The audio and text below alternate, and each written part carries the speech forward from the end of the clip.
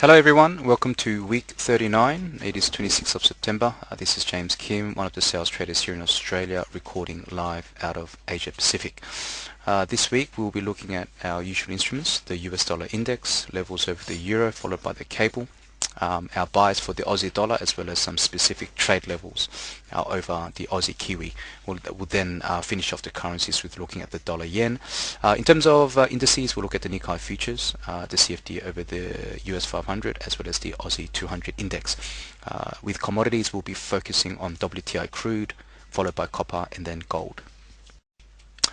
Despite a crack above the 200 DMA for one trading session, the US dollar index in the past week failed to close above, even on one occasion, the 200 daily moving average.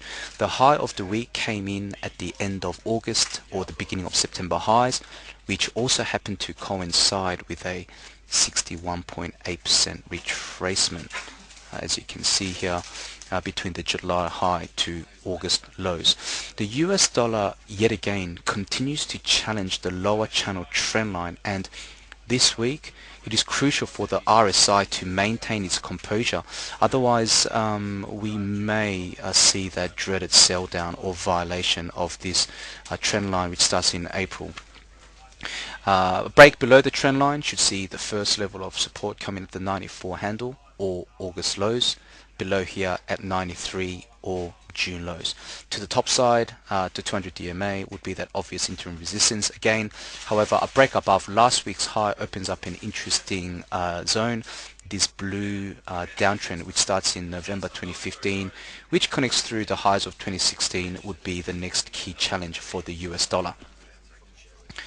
The euro in the past week defended the pivotal 200 DMA as well as the 50% retracement level. So we saw one false break below the 200 DMA as well as this 50% retracement level between June lows through to August highs, with a strong close off its lows this trading session. Resistance was met with a clear rejection of its highs of the short-term orange trend line, which starts in August. Now we focus on this trend line for euros gains to potentially be challenged today. However, a settlement above here would open up the 113 handle as next potential resistance for the euro. Downside support remains consistent as last week, the 200 DMA down to the 50% retrace level between June lows to August highs, which is at 111.40. Two settlements or more below 111.20. These two swing lows here would mean that the 200 DMA or the 50% retracement support levels has clearly broken down. Cable in the past week broke below the positive trend line, the lower positive trend line. However, no settlement took place here, which means this trend line is still intact for now and would continue to serve as support this week. Next support below this trend line upon a lower clearance would be August lows, this level here at 128.65, and below here the ultimate support and challenge comes in at the post-Brexit lows at 130.27. To the top side, the upper orange trend line should hold any further gains.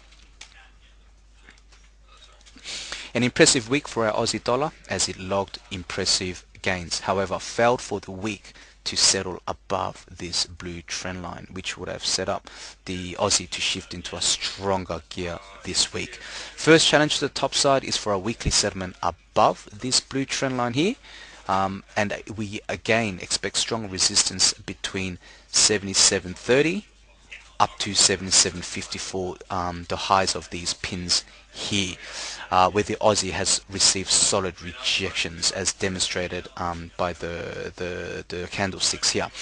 A break above 77.54 or August highs would give Aussie the strength to then challenge April's highs at 78.30, these levels here.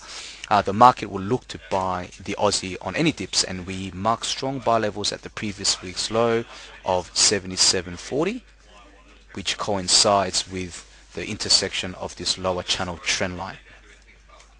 A phenomenal rally on the Aussie versus the Kiwi dollar, and it was successful in being able to print that third price point against the upper trend line we outlined last week, which was required for that descending wedge formation to be in play.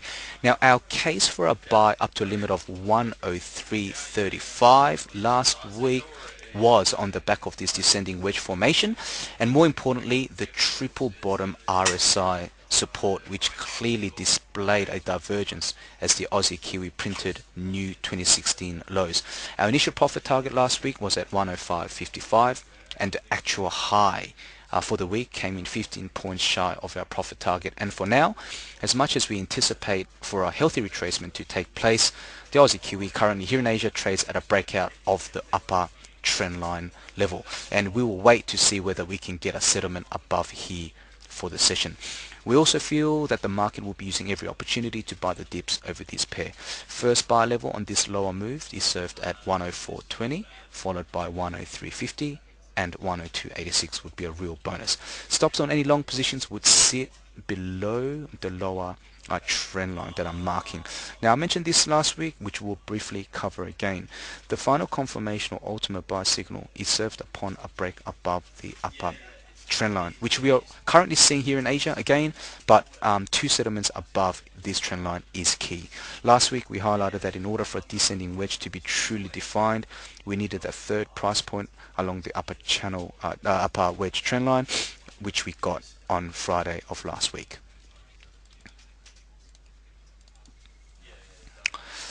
Dollar yen has a real threat at hand, with last week's low coming very close to breaking the 100 handle. So examining closely the significance of where the dollar yen is currently at, and this really is make or break for the pair.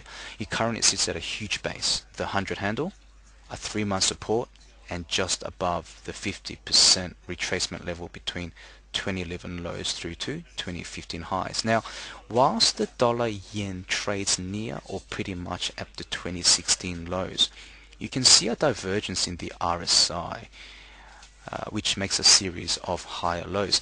Now this is what we call a B-class divergence. An A-class divergence is where the dollar yen would have made a new low with the RSI continuing to rise. However, for now, you can see that the momentum is on the rise. Buy stops this week over the dollar yen would sit above the upper channel, and to be conservative, that will be above last week's high of 102.78. A weekly settlement this week below 100 does not translate to an immediate defeat for the dollar yen, as it will need a follow through in seeing a second weekly settlement below this magic 100 handle in order to constitute a real break. Now I say this due to the rising RSI. Again, a true diverging momentum setup is currently being witnessed. So 2 weekly settlements below the 100 handle opens up a new trading territory where the 100 handle up to 101 would prove to be strong resistance over the dollar yen. The original support trend line which connected Nikkei's June lows through July and August acted as a direct resistance over the Nikkei Futures in the past week, with pressure also being experienced at the 200 daily moving average. On a lower move, we mark in last week's swing low at 16,275 as support for the week. A move higher would see the Nikkei experience an obvious challenge at the zones between 17,170 up to 17,270, which is where the Nikkei experienced solid traffic in the past as indicated on the charts. US equities traveled higher in the past week as expected, reaching the second sell level at 2170. So US equity bears have an average sell price of 2162.5, as the first sell level came in at 2155 from the previous week. The upside test and the buy stop level is obvious, the 2016 highs or above 2194. Moves lower may see support at this green trend line. However, as I mentioned last week, only a collapse through last year's highs or the low that we saw 2 weeks ago would serve as that confirmation that a deeper corrective phase would be in development. The Aussie 200 index in the past week traded above our sell level of 53.80 to retrace a full 61.8% retracement between 2016 highs through to the recent lows, and this level of 54.35 will be a resistance point to break through this week. So above last week's high, we mark 5500 or the 76.4% retracement as next resistance. Now, given the aggressive bounce we have seen in the ASX off our lows, we do not rule out a retrace lower sometime this week in the absence of strong overseas leads, and our first level of interest to the downside comes in at 53.28, followed by 52.61. Note, this Friday marks the end of the month as well as the end of the quarter, so we do expect window dressing over our ASX index. A big week awaits us for crude, given the conclusion of the much debated and talked about OPEC meeting. Crude continues to hold above the 7-month trend line as well as above the 61.8% retracement between August lows to the highs. Although the market did witness 2 false breaks below here, with no settlement occurring below the 61.8% retracement. This week, this green trend line should continue to serve as support. A break below here opens up next level for a potential pause at last week's swing low at 42.55. However, close below here may open up a deeper retracement. We're looking at 41.53 down to the 200 DMA. To the top side, crude bulls would need to see a break above the red trend line here, which has kept crude's gains throughout September. And copper remains well bid after a short-term consolidation below the 50% retracement level here. Copper managed to trade through this mark where it had stalled in the week before last, managing to settle above the 61.8% retracement level between the July high to the recent low. An attempted sell down earlier in the week was met with support well above its 200 DMA, and this week the test that awaits copper is between 222.69 up to the upper 7-month trend line that comes in at 224.75, where we look for gains to fail from here on, as copper's rally has primarily been driven by short covering dynamics since bottoming out at the purple trend line earlier this month, which was then met with an aggressive and sharp rise. So we do expect a retracement after copper kissing the upper trend line. Gold found an immediate bottom above this green trend line, which starts from December 2015, connecting January lows through to May's lows. Given the third attempt to hold just above 1300 handle, we mark the zones between 1310 down to 1300 as pivotal support areas gold must defend. However, a highlight on the next attempt at trading lower to the 1300 level, it would have long broken the rising trend line, but more importantly, this would make gold's fourth attempt below the 1300 level, which does raise the possibility of a breakdown to a lower level.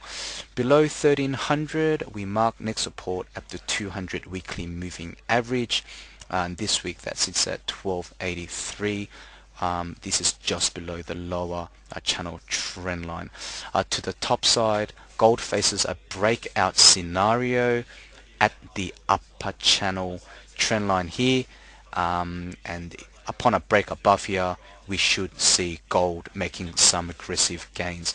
That is it from the week ahead in charts. Wishing everyone a profitable and a fruitful trading week ahead. Thank you.